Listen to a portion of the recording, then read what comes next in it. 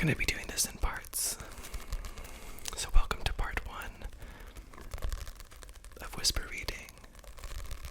I hope this ASMR video helps you sleep or relax or learn something about yourself as we read the poetry.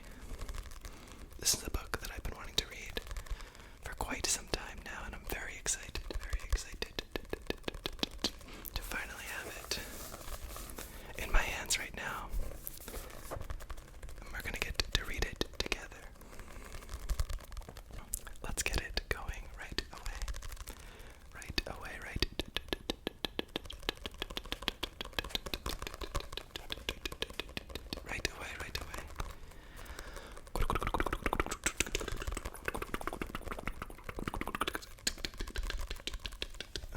There it is, Milk and Honey by Rupi Kaur.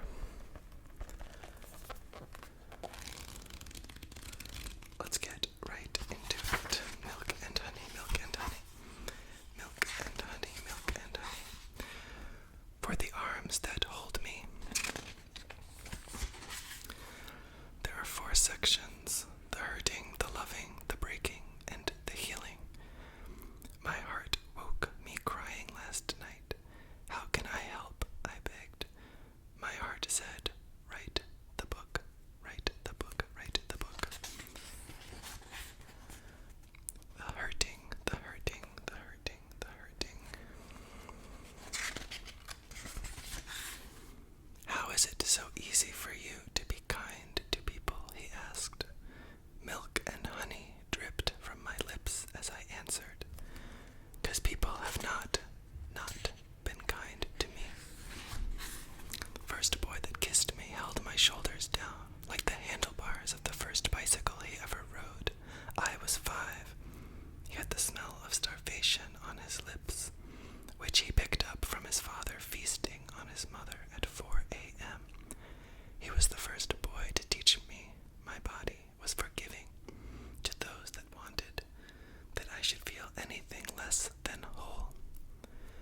And my God, did I feel as empty as his mother at 4:25 a.m. You have been taught your legs are a pit stop for men that need a place to rest, a vacant body empty enough for guests, but no one ever comes and is willing to stay.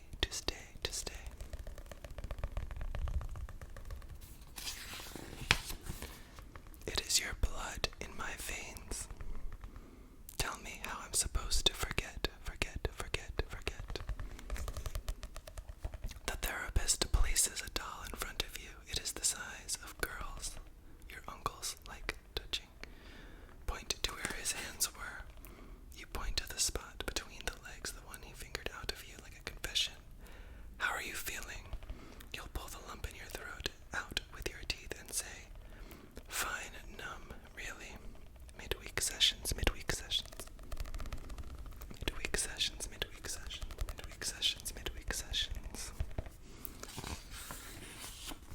He was supposed to be the first male love of your life. You still search for him everywhere, Father. You were so afraid of my voice, I decided to be afraid of it too.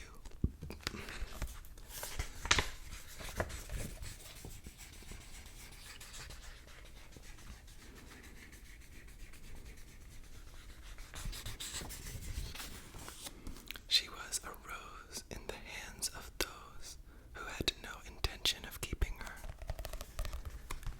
Every time you tell your daughter, you yell at her out of love. You teach her to confuse anger with kindness, which seems like a good idea, till she grows up to trust men who hurt her, 'cause they look so much like you, to fathers with daughters.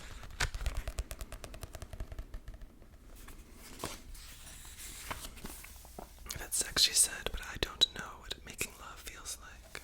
If I knew what safety looked like, I would have spent less time falling into arms that were not. This takes the consent of 2. If one person is lying, they're not doing anything, 'cause they are not ready or not in the mood or simply don't want to, yet the other is having sex with their body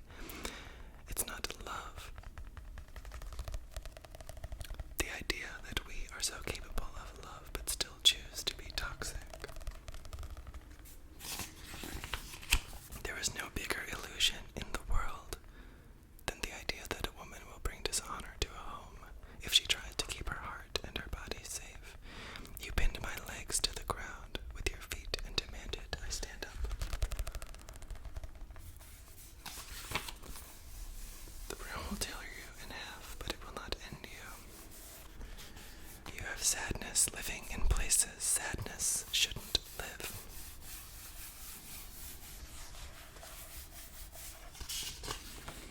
A daughter should not have to beg her father for a relationship. Trying to convince myself I am allowed to take up space is like writing with my left hand when I was born, to use my right, to use my right, to use my right. The idea of shrinking is hereditary. You tell me to quiet down because my opinions make me less beautiful, but I was not made with a fire in my belly so I could be put out. I was not made with a lightness on my tongue so I could be easy to swallow. I was made heavy, half blade and half silk, difficult to forget and not easy for the mind to follow. He cuts her with his fingers like he's scraping the inside of a cantaloupe clean. Your mother is in the habit of offering love more than you can carry. Your father is absent. You are a war, the border between two countries, the collateral damage, the paradox that joins the two, but also splits them apart. Emptying out my mother's belly was not my first act of disappearance. Learning to shrink for a family who likes their daughters invisible was the second. The art of being empty is simple. Believe them when they say you are nothing. Repeat it to yourself, like a wish. I am nothing, I am nothing, I am nothing. So often the only reason you know you're still alive is from the heaving of your chest. The art of being empty, empty, empty. You look just like your mother. I guess I do carry her tenderness well. You both have the same eyes because we are both exhausted. Then the hands we share, the same wilting fingers, the same wilting fingers. But that rage your mother doesn't wear, that anger, you're right. The rage is one thing I get from my father. Homage to Worcestershire's inheritance. When my mother opens her mouth to have a conversation at dinner, my father shoves the word hush between her lips and tells her to never speak with her mouth full. This is how women in my family learned to live with their mouths closed.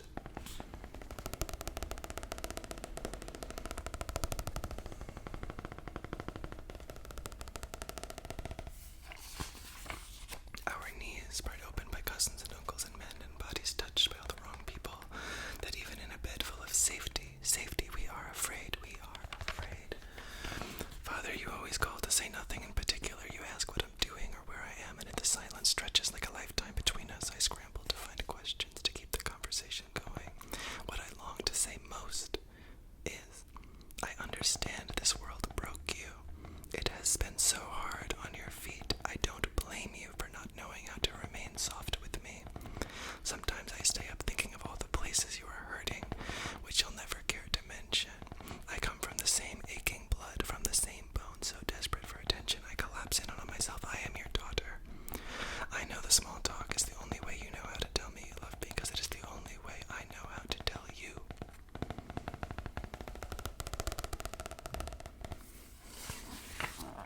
You plow into me with two fingers and I am mostly shocked. It feels like rubber against an open wound. I do not like it. You begin pushing faster and faster, but I feel nothing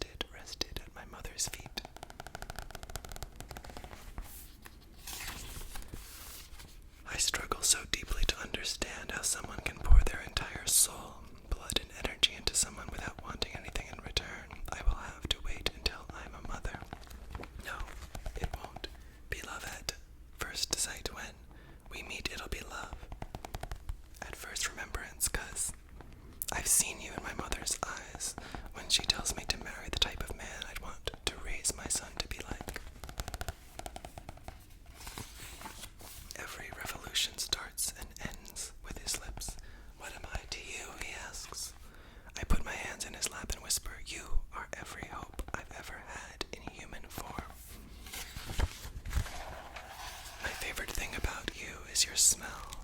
You smell like earth, herbs, gardens, a little more human than the rest of us. I know I should grumble for better reasons, but you have seen the boy he brings to the sun to its knees every night.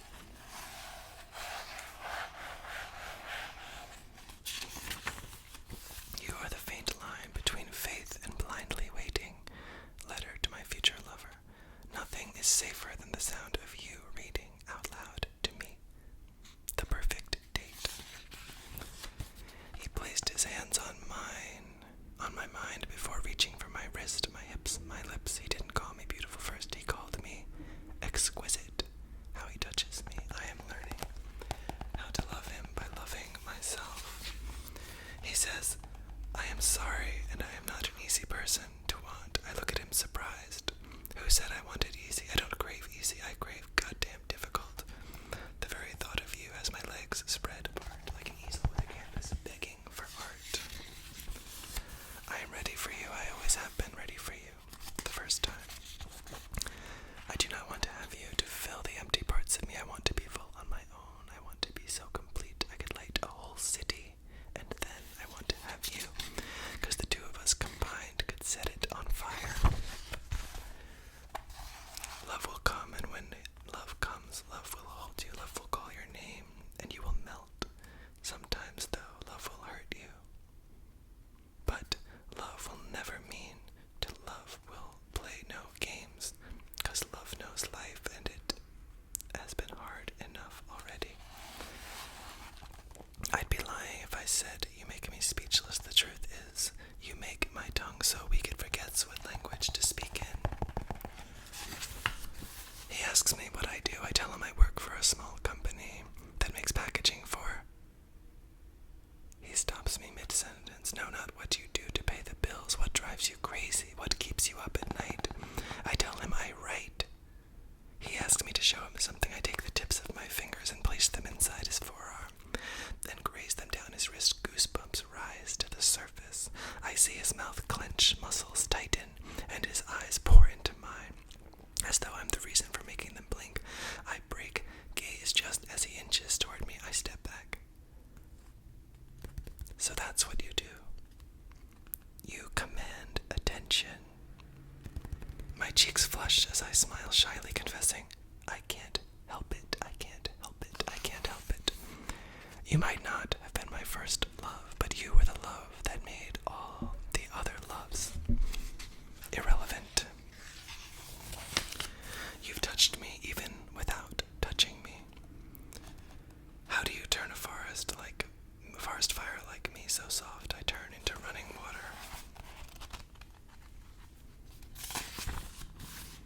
You look like you smell of honey and no pain.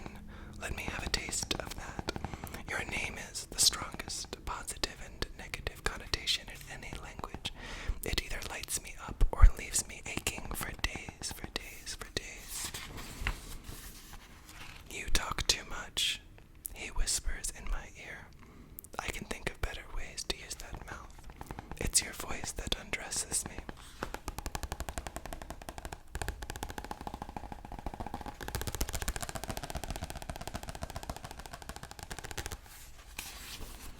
My name sounds so good, French kissing your tongue. You wrap your fingers around my hair and pull. This is how you make music out of me for play.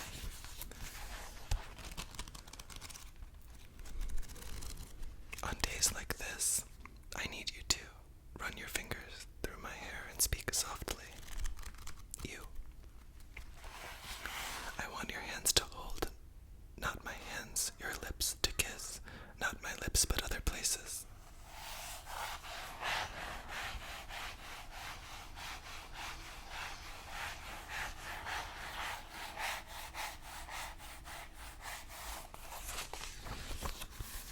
I need someone who knows struggle as well as I do. Someone willing to hold my feet in their lap on days it is too difficult to stand. The type of person who gives exactly what I need before I even know I need it. The type of lover who hears me when I do not speak is the type of understanding I demand. The type of lover I need.